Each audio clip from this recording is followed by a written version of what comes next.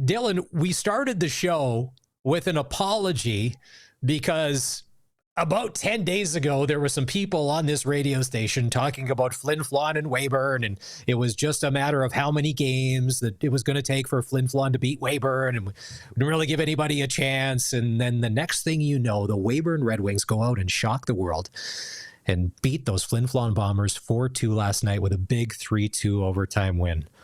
How was it to call that winning goal? Absolutely incredible. I mean, just an instant classic of a hockey game.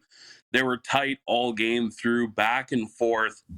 Both goaltenders played fantastic, and you kind of knew heading towards the halfway point of the third period, the next goal was going to be the winner. Goes into overtime, and you kind of knew it would either be a deflection or something. And to see that go in the back of the net and see all of Crescent Point Place just erupt was pretty incredible.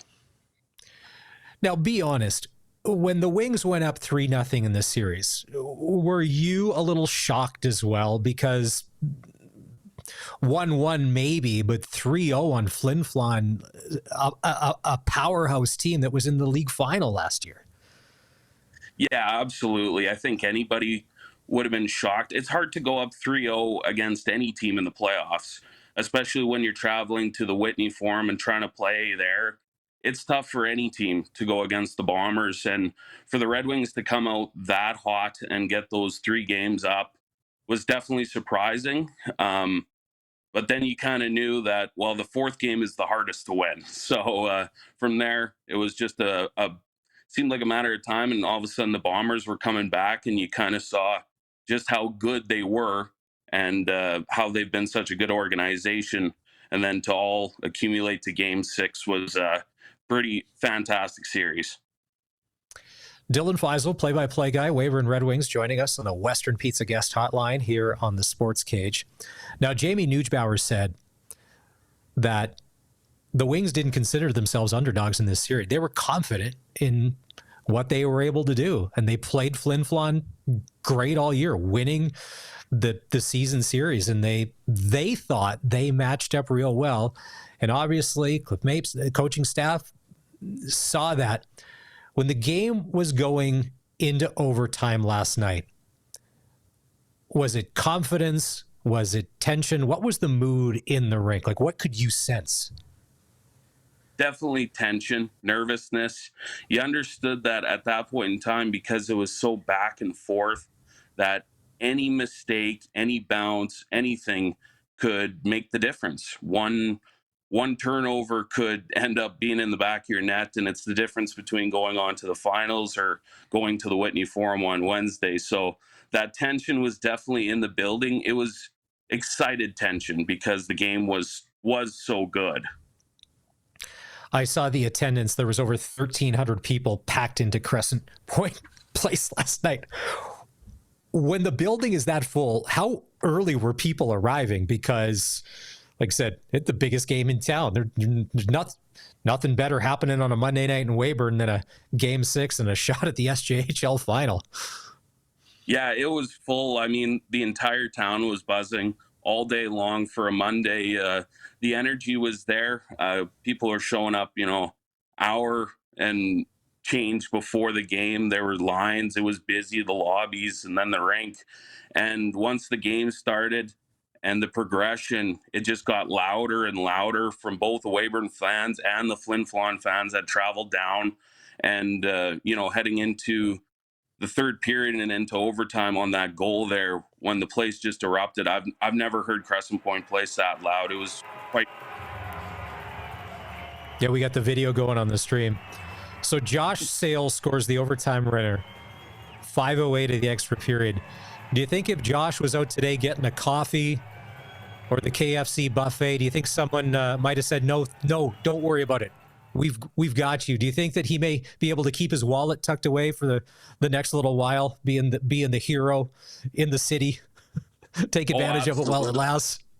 Yeah, absolutely. I mean, such a well-deserving guy to get that recognition. I mean, he came over halfway through the season in the trade with Humboldt there, and he's been fantastic in the locker room. And for him to get that deflection there into the back of the net is super exciting for him. And yeah, I don't think he paid for a single thing today. That's for sure. Angelo Zoll played great. I mean, for what he was able to do, because now Matt Keeper from Flin Flon, best stats in a long time in the Saskatchewan Junior Hockey League, obviously the best goaltender this season. But Angelo Zoll just quietly went about and did his thing. Now, in games 4 and 5, Flin Flon was able to come back, but it seemed like last night he was able to shut the door again and just do what he did, just be consistent. Did you see the same thing? Yeah, it's been the same that I've seen from him all season long. That calm focus in the net. He doesn't seem to let the emotion or the game get the best of him at any point in time. He's laser focused in the crease. He was super aggressive on certain plays, coming out to challenge the shooter. He was corralling rebounds. He was, fighting through screens.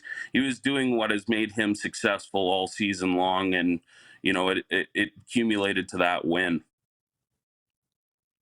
I'm sure you were incredibly happy that you did not have to do a 9-hour bus ride up to Flin Flon for Game 7. It's a lot shorter trip to Melfort. So Game 1 of the SJHL final is on Saturday. What do the Wings got to do to beat the Melfort Mustangs? I think just do what has made you successful all season long. You've won the Viterra division. You're now in the SJHL finals, and there's a good reason that you're there. It's because of your gameplay. Move the puck with speed, get up and down the ice quickly, continue, doing the right things as a team to put yourself in that good position, and come out hard, play a full 60 minutes, because, the Melfort Mustangs are definitely going to be ready for Saturday night. So for the Red Wings, just stick to the same course. With the Mustangs returning so many players from last year that lost the Centennial Cup final, and yesterday we had Ben Tompkins on, they were talking about unfinished business from last year, and they're on a mission.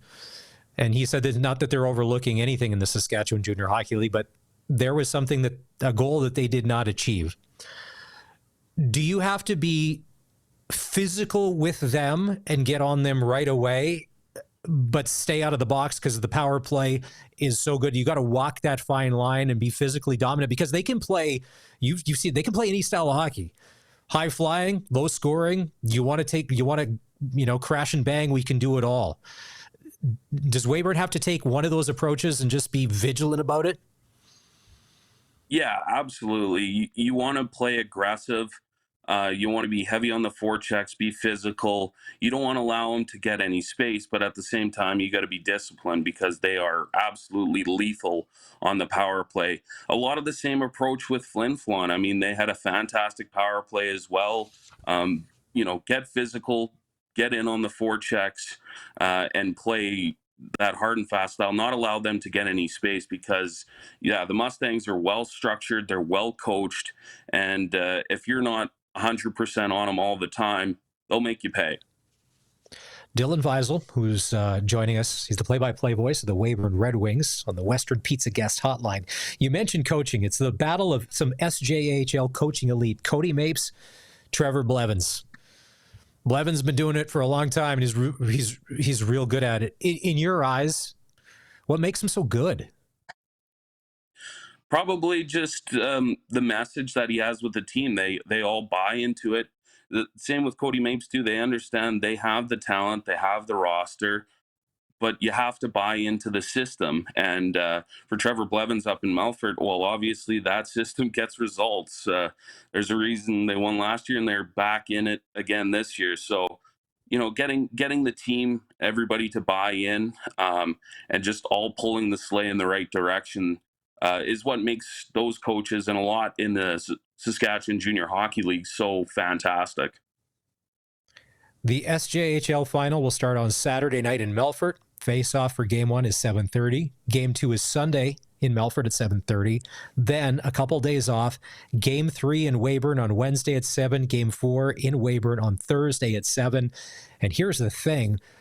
It's going to be jam-packed at Crescent Point Place.